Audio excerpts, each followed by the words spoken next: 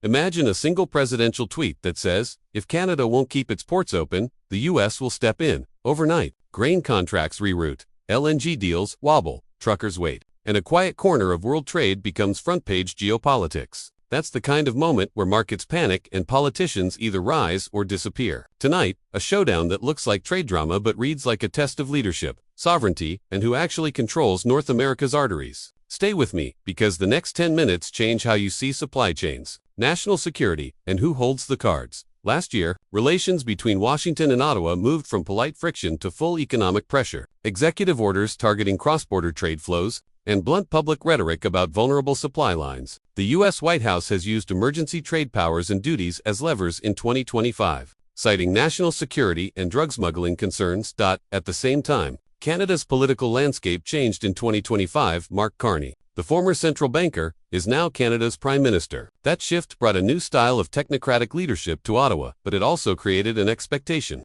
Can an economist-turned-Prime Minister fix the logistics cracks that have been widening for years? Why ports matter. Facts, numbers, stakes. Ports are not just docks. They are the circulatory system of trade. Containers with autos, grain that feeds markets, tankers with energy, emergency medical supplies, and the parts that keep plants running. Canada's seaports are huge. The Port of Vancouver alone handled a record level of cargo in 2023, more than 150 million metric tons, and it accounts for roughly 40% of the country's maritime throughput. Montreal, the Atlantic Gateway, moves roughly 35 million tons per year and sits at the end of the St. Lawrence corridor that links heartland factories to global buyers. That combination, Pacific gateways to Asia and Atlantic routes to Europe, is what makes Canada indispensable to North American trade. The scale matters. U.S.-Canada goods trade runs into the hundreds of billions of dollars every year. In 2024, total two-way merchandise trade was measured in the hundreds of billions. With Canada running a notable surplus in goods, the USA's structural economic reality that feeds political friction when ports jam up. The recent history of disruption strikes, blockages cost. This isn't theoretical. Over the last few years, Canada's big ports have endured high-impact stoppages. In mid-2023, a major West Coast labor disruption dragged on and shut down terminals for nearly 2 weeks, helping produce ripple effects across the continent. Other stoppages, labor actions at Montreal and Locke, disputes on the St. Lawrence have left ships idle and cargo stuck on the water. How costly? Recent estimates put the daily price of a Western port shutdown in the order of hundreds of millions of Canadian dollars per day. Some estimates during acute lockouts topped $800 million a day, and authorities have repeatedly warned that repeated disruptions are driving firms to reroute through U.S. ports. Reuters reported Ottawa moved in 2024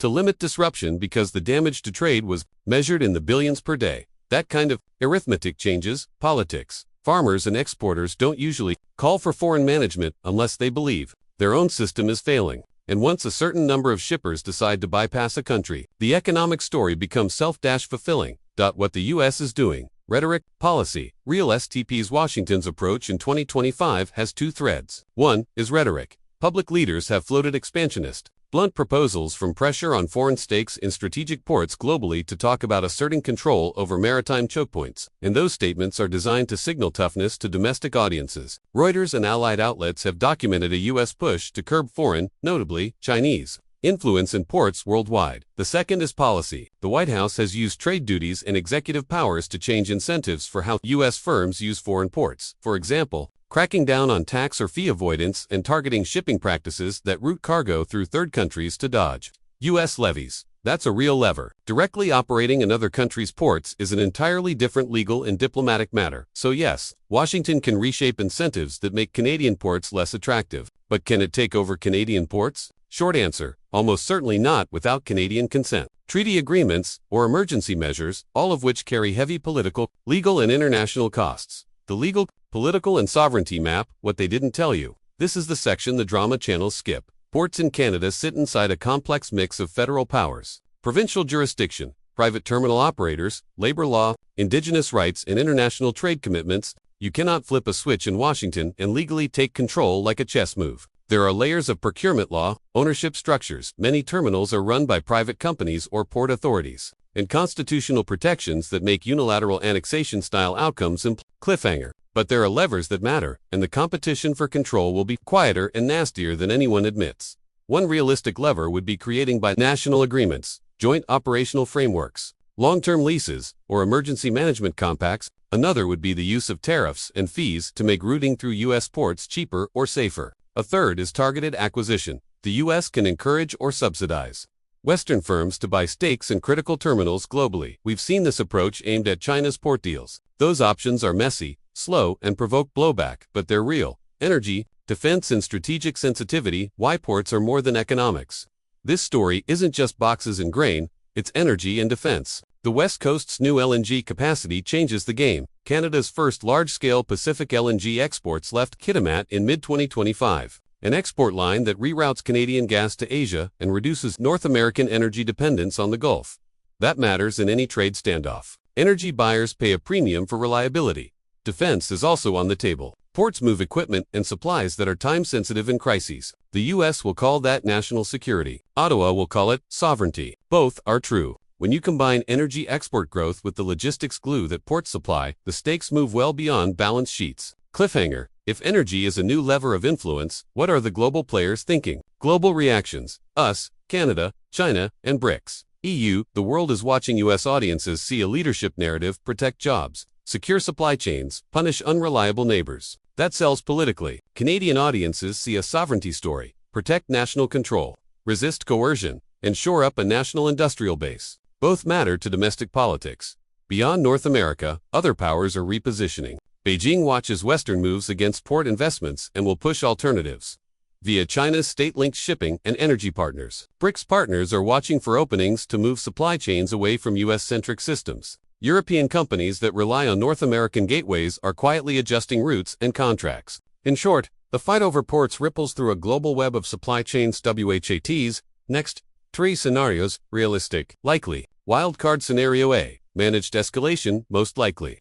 Washington tightens rules and uses tariffs fees to discourage circumvention via Canadian ports. Ottawa responds with targeted reforms and emergency labor settlement mechanisms. Result: short pain, long negotiations, partial rerouting, and political wins for neither side, but business continuity slowly restores. Evidence: White House policy moves and earlier tariffs, executive orders. Scenario B: bilateral compacts and joint management plausible. Facing losses, provinces and the federal government negotiate binational operational frameworks, joint oversight for certain routes, investment partnerships, or lease arrangements for terminal modernization. That would be politically messy but functionally workable and would likely be framed as shared responsibility rather than annexation. Evidence: precedent in international port deals and the reality that terminals are often private, joint ventures. Scenarios see coercive economic pressure plus realignment, low probability, high impact. If tariffs spike and firms reroute en masse, investment deserts, Canadian gateways, and global buyers rebase through West coasts, creating a long-term structural hit to port revenue and regional economies.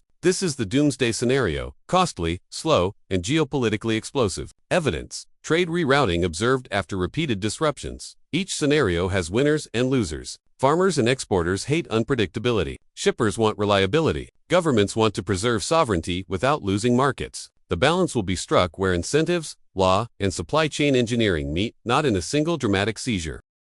The leadership test: Carney, Trump, and political risk. Mark Carney's technocratic credentials are real. He's the one who steps into office promising to fix brittle systems after years of political churn. But technical skill and political messaging are different things, and the pressure to show toughness in a diplomatic fight with Washington is immediate. The political danger is this: fix the ports and you get the win. Fail, and the rhetorical space is ceded to hardliners who promise decisive action. On the U.S. side, bold rhetoric is politically useful. Whether that rhetoric becomes policy depends on domestic politics, legal constraints, and whether private markets, the shipping companies, and terminal operators actually want U.S. operational control or simply predictability. The dynamic is messy and, frankly, transactional. One more big fact: they missed private sector and technology. FIXES. There's a final piece: the viral clips miss automation. Port modernization and private investment can change the equation faster than politics. Upgrading terminals, digitalizing manifests, and arbitration frameworks for labor disputes can cut the vulnerability.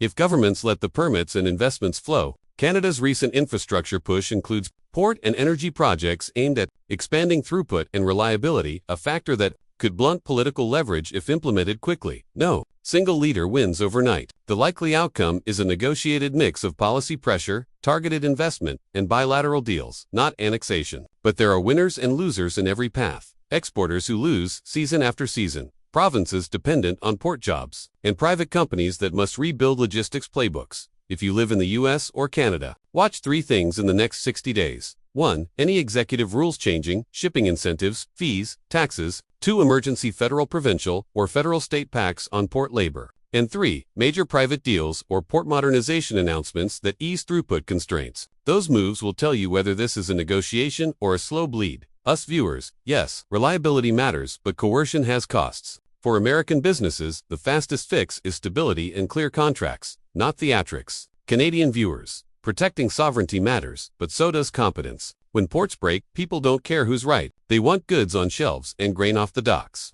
The real political test is whether governments and private industry can turn political energy into practical investment fast enough to avoid long economic pain. This was Celeb Star Buzz, where superpowers get reality check and supply chains meet the spotlight. If you want the next update and the data we'll use to call it, hit subscribe now. Click the bell. When the ports move, you'll know first. And comment below, who's right? Pressure from Washington or Canada's right to run its own docks? Tell us, and we'll follow the money.